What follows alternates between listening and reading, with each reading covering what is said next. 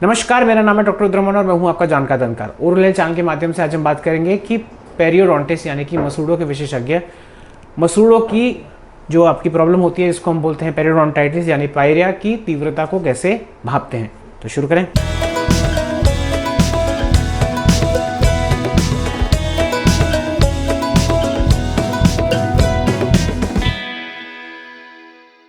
तो आज का एपिसोड बहुत स्पेशल है क्योंकि आज हमारा 500th एपिसोड है। तो मेरे लिए बहुत ही जो है गर्व की बात है। आप लोगों का बहुत प्यार मिला है, क्रिटिसिज्म भी मिला है और सजेशंस भी मिले हैं।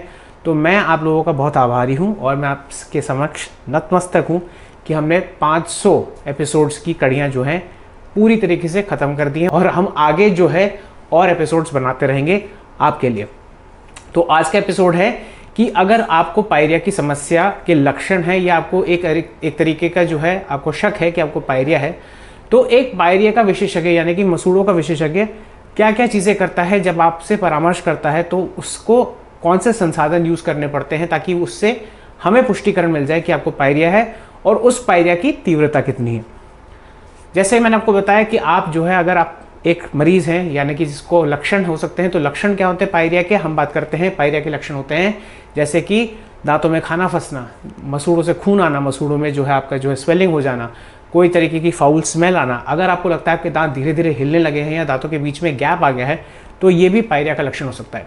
सबसे पहला काम आपको क्या करना है, अपने नज़दीकी जो है पेरियोडोंटिस्ट को दिखाना है। वहाँ जाके आपको जो है अपनी ये सारी समस्या बतानी है। हो सकता है पेरियोडोंटिस्ट इंडिविजुअल एक्सरे ले या हो सकता है एक ओपीजी एक्सरे होता है जो एक संपूर्ण एक्सरे होता है पूरे मुंह का, जिसमें हमें हड्डी का स्तर पता चल जाता है। अब पायरिया की मैं थोड़ी सी आपको झलक दे देता हूँ। पायरिया का मतलब होता है गम डिजीज जो आपके जबड़े की हड्डी तक पहुंच गई, इसको बोलते हैं पायरिया यानी कि पेरियोडोंटाइटिस। इनिशियल स्टेजेस में जब ये गम डिजीज सिर्फ मसूड़ों तक सीमित होती है तो उसको बोलते हैं जिंजिवाइटिस, और अगर ये जो है मसूड़ों से जो है दांतों में चली जाती है तो इसको हम बोलते हैं पायरिया यानी कि पेरियोडोंटाइटिस। अब सारी चीज़ें करने के बाद, एक्सरेज देखने के बाद, आपका परामर्श करने के बाद हमारे पास कुछ उपकरण होते हैं जैसे कि पेरियोडोंटल प्रोब, जिसमें कैलिब्रेशंस होती हैं।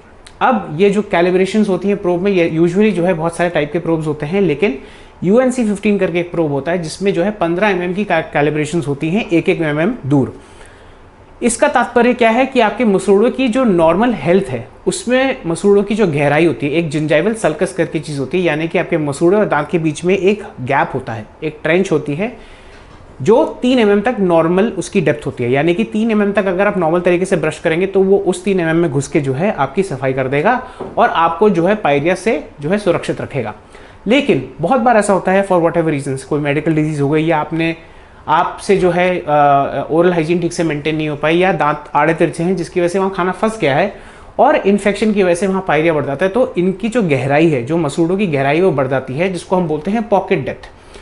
जिंजाइवल सल्कस हम हेल्दी में इसमें बोलते हैं, जिंजाइवल पॉकेट बोलते हैं हम जो है जब वो पेरियोडोंटल पॉकेट बन जाता है यानी कि उसकी जो है गहराई बढ़ जाती है बिकॉज ऑफ पायरिया। तो यही जो गहराई है हम नापते हैं पेरियोडोंटल प्रोब से, जिसको हम बोलते हैं एक प्रोसीजर, एक प्रणाली होती है, इसको बोलते हैं पेरियोडोंटल चार्टिंग।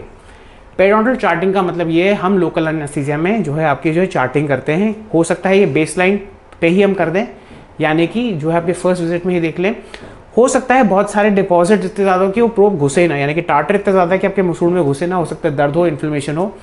तो मेन चीज़ है लोकल एनेस्थीसिया के अंडर जो है हम जो है पेरियोडोंटल चार्टिंग करते हैं, पेरियोडोंटल प्रोबिंग करते हैं, जिसमें हम प्रोब को दांत के पैरेलल रख के जो है पूरी तरीके से चलाते हैं और उसमें हम देखते हैं कि कितनी गहराई है, उसको हम एक चार्टिंग पे पेरियोडोंटल चार्ट पे रिकॉर्ड कर लेते हैं ताकि हमें आगे के लिए रेफरेंस मिल जाए। इससे हमें पता चल जाता है कि जितना गहरा आपका पॉकेट होगा उतनी जो है आपकी तीव्रता है पेरियोडोंटाइटिस की, और उतना ही बोन लॉस उस जगह पे है, जिसको हम एक्सरे से देख सकते हैं कि ये कितना बोन लॉस है, किस लेवल का बोन लॉस है, किस स्तर का बोन लॉस है। अब यूजुअली 3 mm तक नॉर्मल जिंजाइवल सल्कस डेप्थ होती है, 4 से 5 को हम माइल्ड टू मॉडरेट बोल सकते हैं, और 6-7 से फिर ऊपर जाके सीवियर जो है पेरियोडोंटाइटिस की तीव्रता को हम मानते हैं। यानी कि अगर आपकी पेरियोडोंटल पॉकेट डेप्थ जो है वो 7 mm से ऊपर है तो आप सीवियर श्रेणी में आते हैं। इसमें यह भी फर्क पड़ता है कि ये कुछ कुछ दांतों में है कि सारे दांतों में है। अगर ये 30% आपकी जो डेंटेशन है, यानी कि आपके दांत हैं, अगर आपके 30 दांत मान लीजिए अगर है, उसके 30% अगर आपके जो दांत हैं यानी कि 9 दांतों से ज़्यादा जो है में आपकी 7 mm है, तो उसको हम बोलेंगे जनरलाइज्ड सीवियर पेरियोडोंटाइटिस। मैं क्लासिफिकेशन में ज़्यादा नहीं जाना चाहता हूँ, मैं आपको बस बताना चाहता हूँ कि ये काम होता है पेरियोडोंटल चार्टिंग का। और इसी बेसिस पे हम आगे देखते हैं, जब हम आपका ट्रीटमेंट करते हैं, स्केलिंग करते हैं, रूट प्लेनिंग करते हैं, क्यूरेटाज करते हैं, लैनाप करते हैं, सर्जरी करते हैं, इसी बेसिस पे डिसाइड होता है कि अगला स्टेप क्या होगा। अब एक और चीज़ होती है पेरिडोंटल डिजीज एक्टिविटी, जिससे हम चेक करते हैं ब्लीडिंग ऑन प्रोबिंग से। ब्लीडिंग ऑन प्रोबिंग का मतलब क्या है? यूजुअली इसमें हम एनेस्थीसिया नहीं देते, क्योंकि एनेस्थीसिया में वैसोकंस्ट्रिक्टर एड्रेनालिन होता है जो खून की धमनियों को रोक लेता है खून निकालने से, तो हो सकता है हमें एक तरीके से रिजल्ट अलग मिले। तो इसमें हम 30 सेकंड तक जो है एक तरफ से जो है प्रोब को चलाते हैं, उसको छोड़ देते हैं 30 सेकंड और देखते हैं कि कितना खून निकल रहा है। आइसोलेटेड स्पॉट्स निकल रहे हैं, एक पूरी लाइन बन गई है मसूड़ों के स्तर पे, या बिल्कुल ही मुंह सन गया है खून से। इससे डिपेंड ये हमें पता चल जाता है कि आपकी डिजीज एक्टिविटी, यानी कि आप में जो वो है मर्ज है, जो आपकी बीमारी है, वो किस लेवल में जो है अभी एक्टिव है और कहाँ कहाँ एक्टिव है। एक और लेवल होता है जिसको बोलते हैं क्लिनिकल अटैचमेंट लेवल, जिसको हम देखते हैं कि वो होता है कि मसूड़े कितने छूटे हैं। यूजुअली नॉर्मल दांतों में जो आपका मसूड़ों का लेवल होता है, जो स्तर होता है, वो दांत के गर्दन पे होता है। दांत की गर्दन क्या मतलब? जिसको बोलते हैं सीमेंटो एनामल जंक्शन, यानी कि जहां पे आपका दांत का क्राउन, ऊपरी हिस्सा मसूड़ों का और जो जड़ का हिस्सा है जहां मिलते हैं, एक कंस्ट्रक्शन बनता है, उसको बोलते हैं सीमेंटो एनामल जंक्शन। और वहां से हम मिलीमीटर में देखते हैं कि कितना जो है वो डिस्टेंस है। अगर सीमेंटो एनामल जंक्शन नहीं होता तो हम बाकी चीज रेफरेंस पॉइंट्स भी यूज कर सकते हैं, जो हम ईजाद कर लेते हैं, और इससे पता चल जाता है कि आपके मसूड़े कितने छूटे हैं, और इससे भी पता चलता है कि किस लेवल का रिसेशन है, किस स्तर का रिसेशन है, और इसको हम कवर कर सकते हैं कि नहीं कर सकते।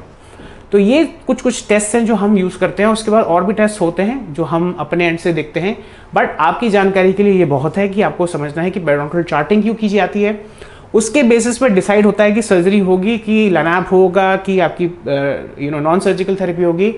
उसके बेसिस पे डिसाइड होता है कि आप बोन ग्राफ्ट चाहिए कि नहीं चाहिए, और बहुत सारी ऐसी चीज़ें होती हैं जो हम लोग डिसाइड करते हैं। तो ये था आज का एपिसोड पेरिडोंटल चार्टिंग और एग्जामिनेशन के बारे में, बहुत ही सिंपल शब्दों में, सरल शब्दों में, ताकि आपको समझ में आ जाए कि अगर एक गम विशेषज्ञ आपको देखता है, परामर्श करता है, तो वो क्या कर रहा होता है और किस लिए कर रहा होता है। तो ये था आज का episode. Please like share subscribe करिए, बेल आइकन को दबाना न भूलिए ताकि आपको इंपॉर्टेंट अपडेट्स मिल जाएं। अगर आप मेरे से संपर्क करना चाहते हैं, प्लीज़ डायरेक्टली कॉल मत करिए। मैं जानता हूँ आप बहुत उत्सुक हैं मेरे से बात करने के लिए, बहुत लोगों में धैर्य भी नहीं होता। हमने 500 एपिसोड निकाल दिए, तो ये बहुत बड़ी बात है, और ये सब श्रेय आप लोगों को जाता है, आप लोगों के प्यार को जाता है। हमारे सब्सक्राइबर्स भी बढ़ रहे हैं, हमारे एपिसोड्स भी बढ़ रहे हैं, हमारे व्यूज़ भी बढ़ रहे हैं। मोर इंपॉर्टेंटली आपकी जागरूकता बढ़ रही है, वो हमारे लिए ज़्यादा इंपॉर्टेंट है। और अगर आपके पास कोई क्वेरीज, डाउट्स, एप्रीहेंशंस या इनसाइट्स हैं, तो उसको यूट्यूब कमेंट सेक्शन में डालना ना भूलें।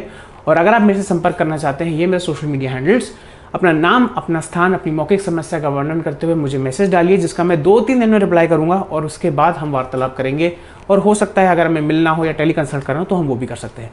तो आज के लिए इतना ही। नमस्ते।